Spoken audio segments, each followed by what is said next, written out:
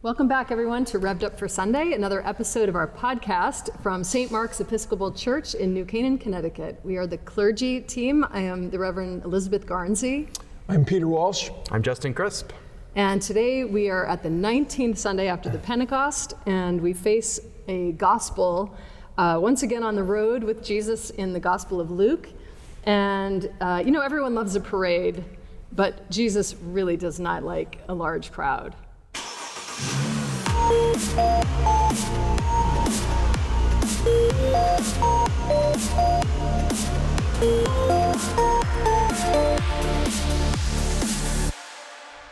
This is from Luke 14, verses 25 to 33. Now large crowds were traveling with Jesus, and he turned and said to them, "Whoever comes to me and does not hate father and mother, wife and children, brothers and sisters, yes, and even life itself, cannot be my disciple. Whoever does not carry the cross and follow me cannot be my disciple. For which of you, intending to build a tower, does not first sit down and estimate the cost to see whether he has enough to complete it? Otherwise, when he has laid a foundation and is not able to finish, all who see it will begin to ridicule him, saying, 'This fellow began to build and was not able to finish.' Or what king, going out to wage war against another king, will not sit down first and consider whether he is able with 10,000 to oppose the one who comes against him with 20,000? If he cannot, then, while the other is still far away, he sends a delegation and asks for the terms of peace. So therefore, none of you can become my disciples if you do not give up all your possessions." The Gospel of the Lord. Boy, Jesus. Oh my gosh! A few weeks ago on the podcast, Peter, I feel like you we had a passage with some similar material here, and you got another saying about giving up your possessions or giving up some of your possessions, and I brought up, well, sometimes it's 50%, sometimes it's all of them. It's different in every case, and you just pointed out. This saying occurs in so many different forms, in so many Gospels, over and over and over again. It's definitely something that he said. Okay, the historical man Jesus definitely talked about giving up your possessions. And I just have to say, ugh, right? But I think this passage is, it both puts me in the ugh of my own life, right? Because I just say, I'm not looking forward to giving up a whole lot of my possessions here. I try to give generously, right? But I'll just say my giving, what I consider to be my own very, very righteous, very generous giving to various people, places, and causes, etc. doesn't come anywhere close to all your possessions, right? But Jesus here is kind of all or nothing. It's kind of all or nothing. I think if I have to try to make sense of this, he is talking about possessions. He also has this almost a parable in the middle, right, about building towers and estimating costs and that kind of thing. But it starts with a saying about family. And so you've got family on the one side of the pericope or the passage, and you've got money on the other side, and in between you have this metaphor. And if I have to try to squeeze the meaning out of this passage, I take it that what Jesus is talking about is that you just have to be ready to give all of this stuff up. And you might have to give all of it up. All of it. All of it. All of it. If you're going to follow me, you got to be ready to pay the cost. And the cost could potentially be everything, up to and including your own life, but a whole lot of stuff on the way to that too. Yeah, you've gotten us off to a great start because, this is a mic dropper without Jesus having a mic to drop. But I think there's a lot of things that are incredibly interesting here. First of all, how do we interpret this? How do we look at this? I think one of them, those of you who pay attention to the podcast know that the three of us are not biblical fundamentalists. I don't know how anybody could be a biblical fundamentalist, period, at the end of the sentence. I don't know how they could be a biblical fundamentalist and read this where it says you got to hate your father and your mother.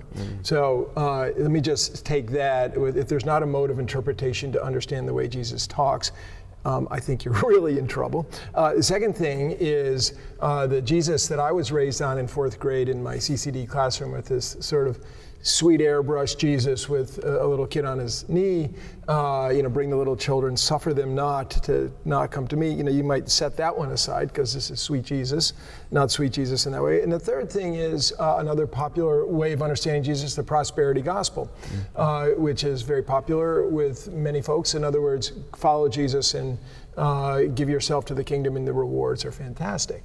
All those three potential ways of looking at Jesus, I think this thing sets aside. And so when we go to take a look at the context here, we have Jesus obviously teaching about discipleship while he's on the road to Jerusalem, while he's on the road to the cross.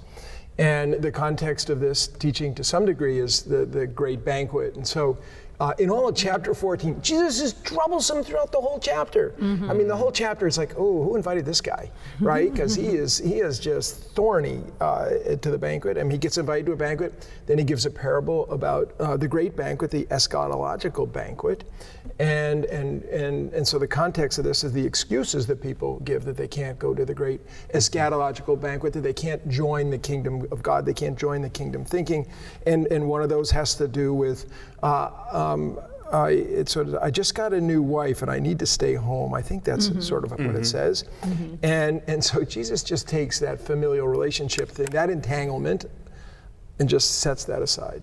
And then another one is, I can't remember exactly what it was, I didn't read it close enough, but it has to do with, I think it's cattle or something to do. You got to tend your cattle, you got to water your cattle or something like that. And so those are your possessions. He just sets that aside. So these he relativizes everything. Everything is relatively less than Jesus in the kingdom. And all those things that have our devotion, like our family and our cattle, our possessions, is relatively less than the kingdom. These are not on equal footing.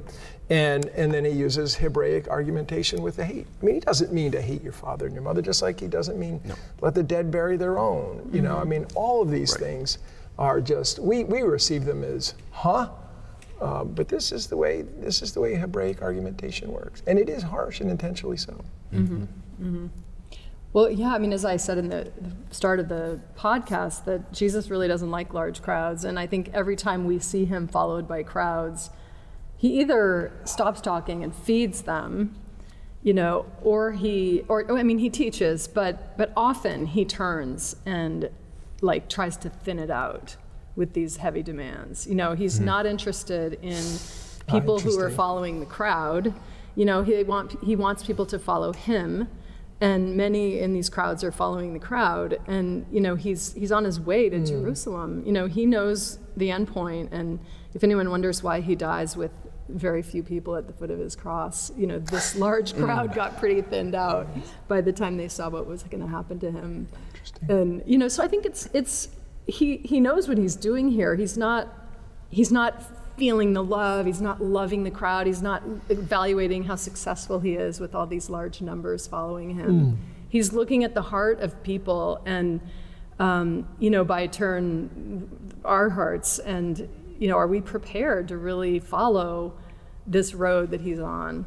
And so that's one thing I really take when I see a large crowd. I like to see how Jesus talks to them or responds to them. That's interesting. You can tell what kind of crowd he's talking to when these things happen. And then this word hate, like you were mentioning, Peter, it's not quite our emotional "I hate you" sort of tone. It's to detach yourself from these relationships to the point where they're not going to demand your all and your full attention, right? So he's always saying hate sort of means detach yourself, remove yourself from their possession of you, basically. Right.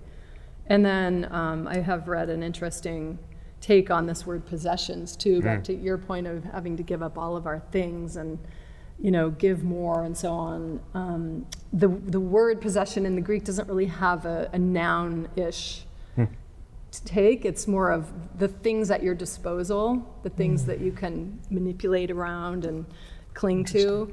So it's hard to really capture that in an English translation. But one translation says, if you do not give, therefore none of you can become my disciple if you do not give up all your possessing.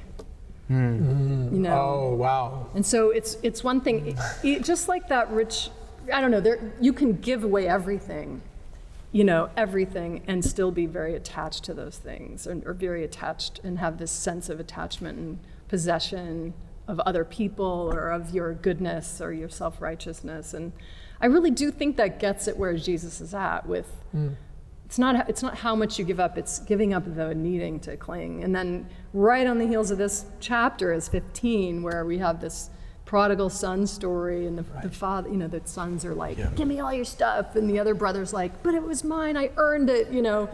And the father's just so happy to let go of all of it. It means nothing to him, you know, except to please his children. And, you know, at the end he says, everything I have is yours, you have always had all of it. And this older son thinks he's earned it, you know, with his hard work. So I think, as you've said, fundamentalism will get us nowhere with this passage, and we have to read it in the context of Jesus's overarching call to discipleship, which has so much more to do with our ability to sit down and wake up and count the cost of what we're doing, and you know, can we really give priority to Jesus and not, you know, let everything interrupt that.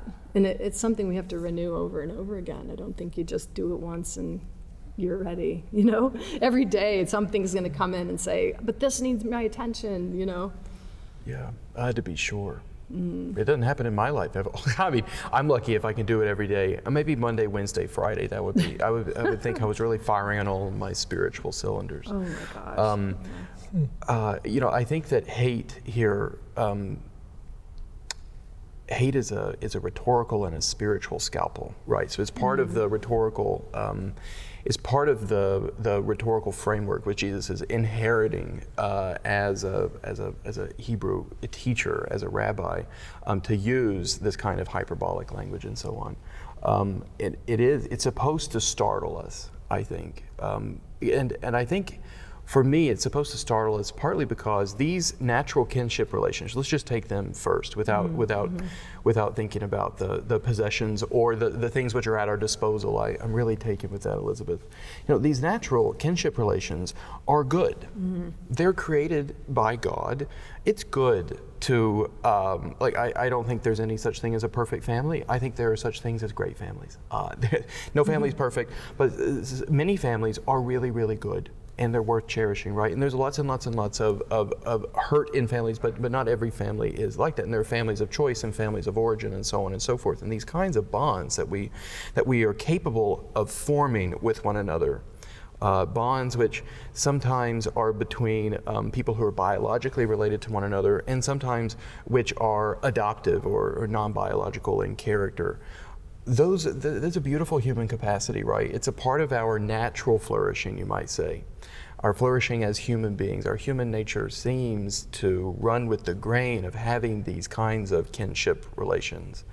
But Jesus never leaves us in natural flourishing. He's always got his spiritual scalpel, and he's always saying, like, no, okay, natural flourishing is fine, but the kingdom is something else, right? The kingdom is going to demand that you hold these things more loosely than you might want to, that you would detach, as it were.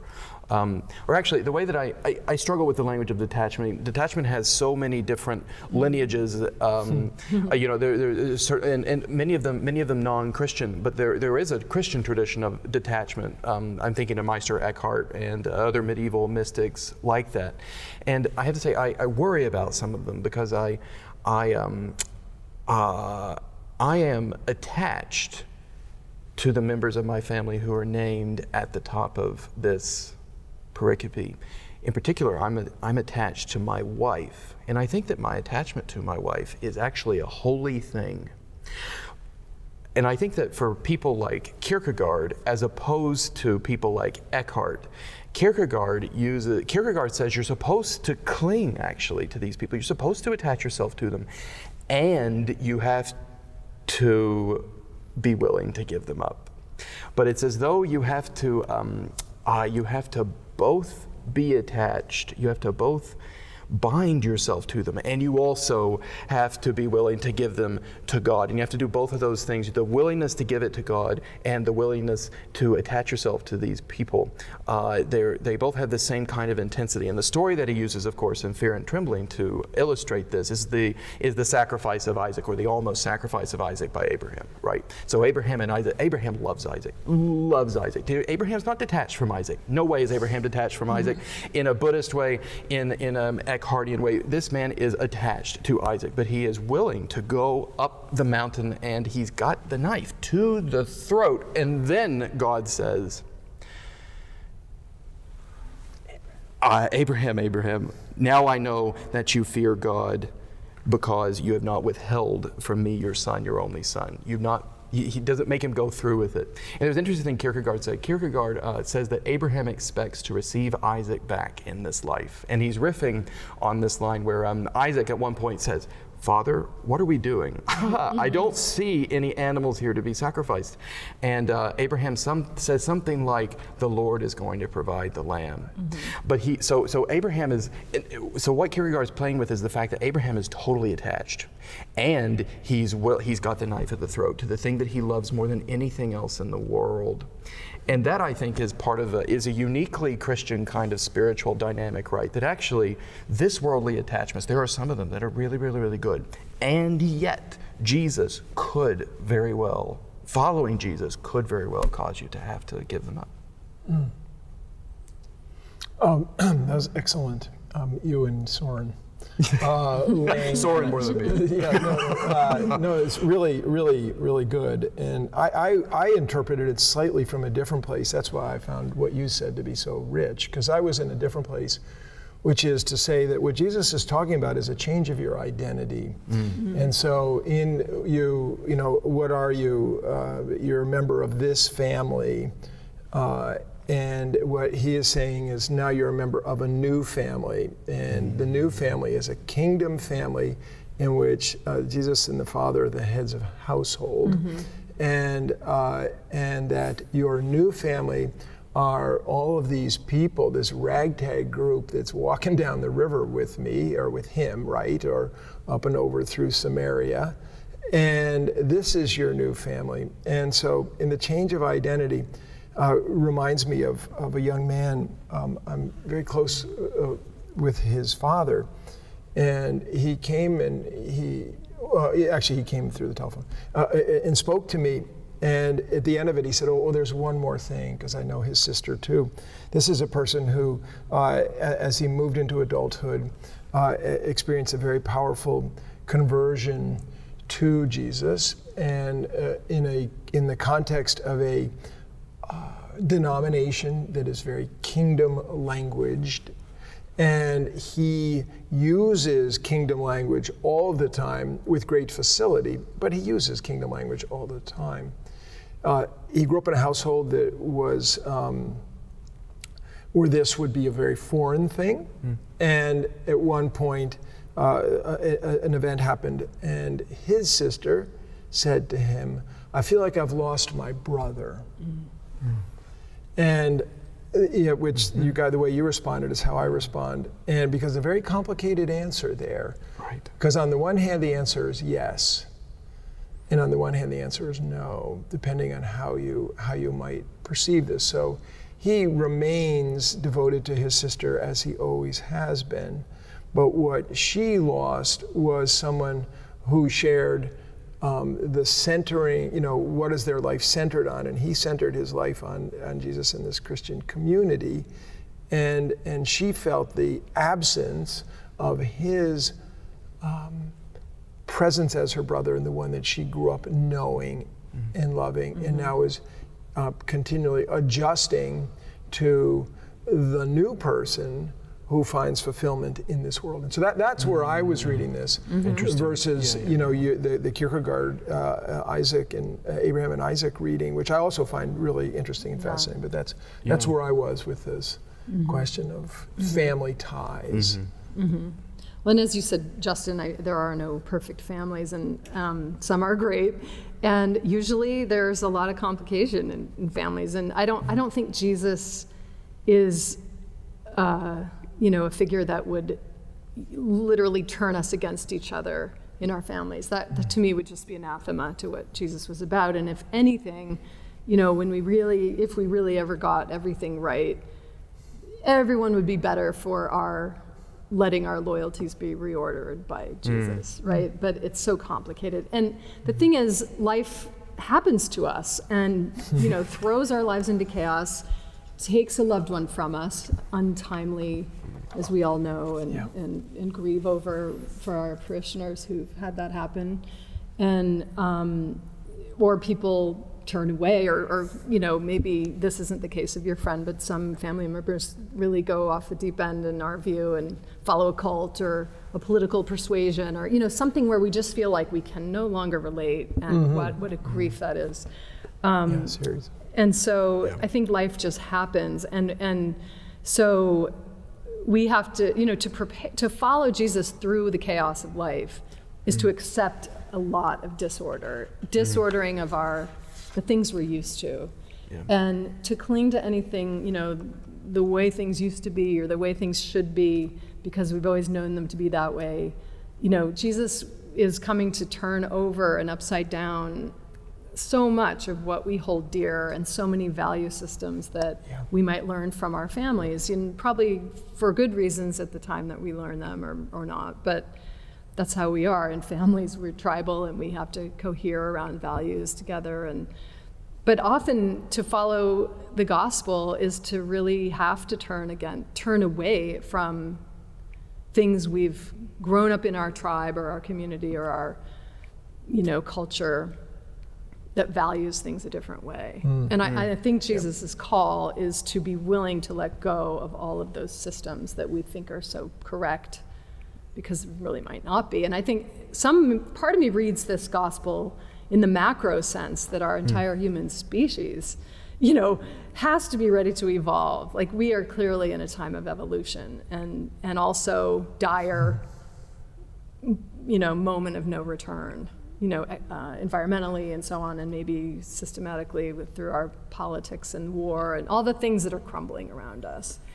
There might be a way to read this where, when are we going to call in, ask for terms of peace, like surrender? I think it'd be nice actually if we could turn for a moment to this bit about how to prepare. How do we evaluate the cost if we want to build a tower or go to war? What does this mean? Maybe in our individual lives, but also just as a community, as a race. How do we prepare to meet God, to come to our source? It's kind of a humongous challenge that's presented to us here. It's unbelievably humongous. I'll just say I don't really know how to unpack that, except just to start at the very beginning, which is, I would say, part of the preparation for counting the cost is to figure out what is it that you care about that it might cost you. This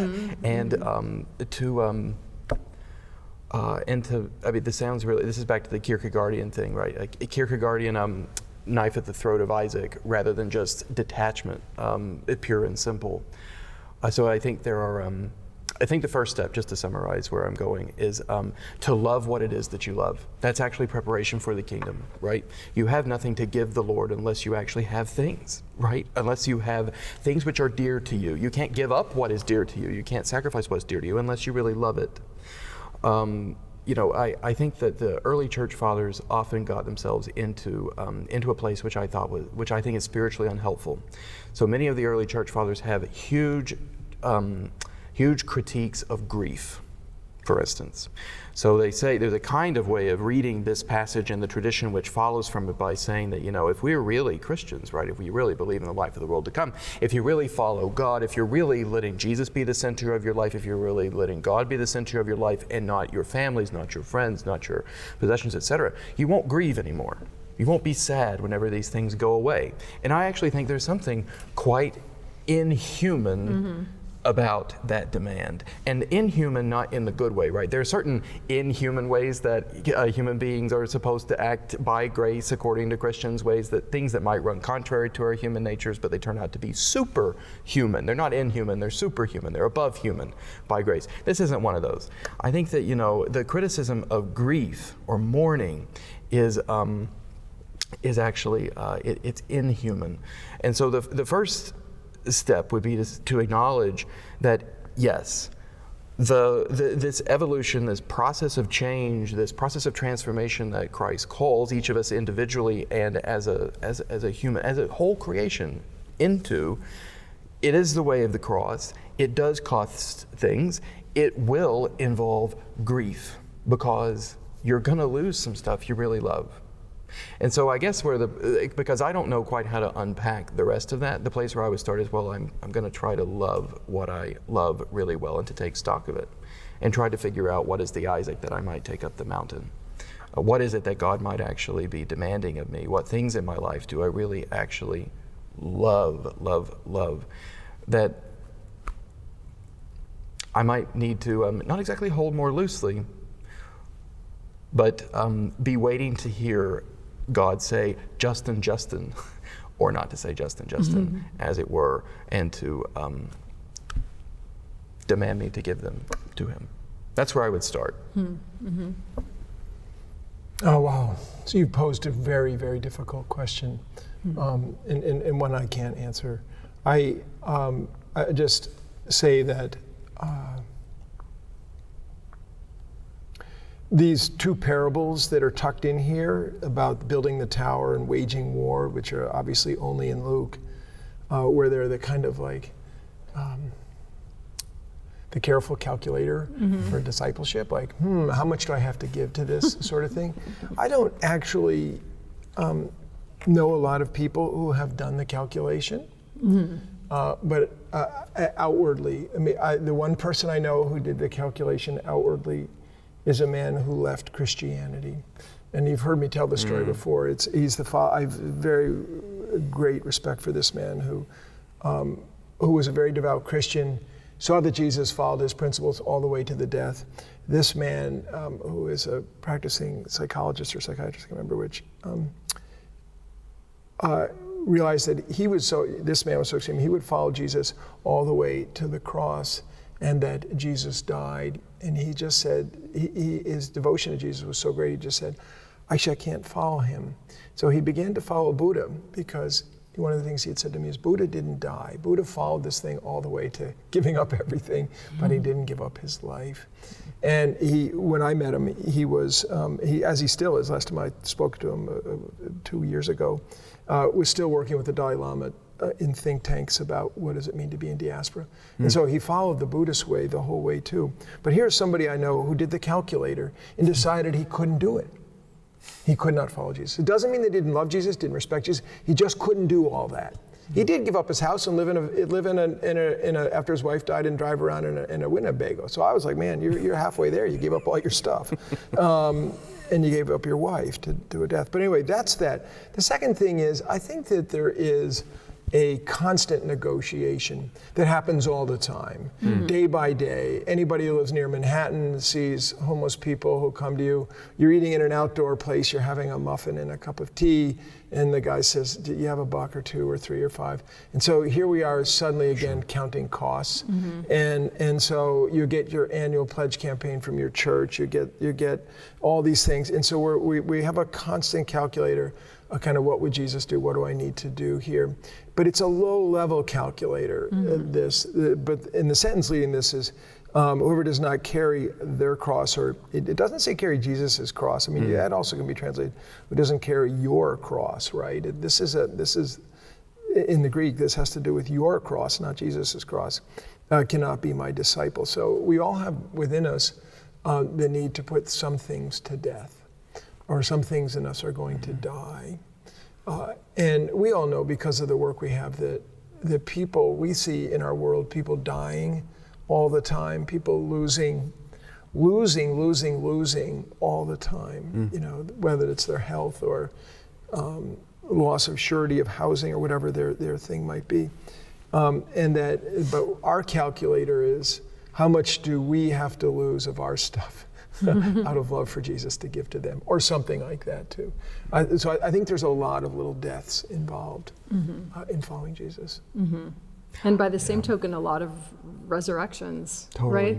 I think that one thing we mustn't lose sight of is Jesus calls his followers into a path of joy and love and freedom. You know, if anything, he came so we could have abundant life and live with joy and flourish. And so this pericope here is in the context of Jesus, going downhill up to Jerusalem, down to his death, and he's thinning out a crowd who doesn't understand, and they're expecting him to rally them into a violent insurrection or something. Well, I would also say the context is the great banquet, right, too? I mean, the context, he's talking about the joy of the kingdom of heaven. You give up this little piddly stuff, amigos, because there is an incredible thing out there. That's what, that's what I thought you were going to go there. The last thing he'd want us to do is start adding up all of our wealth and possessions and net worth and saying how much we could give. And, I think that's the last place Jesus would have us go. But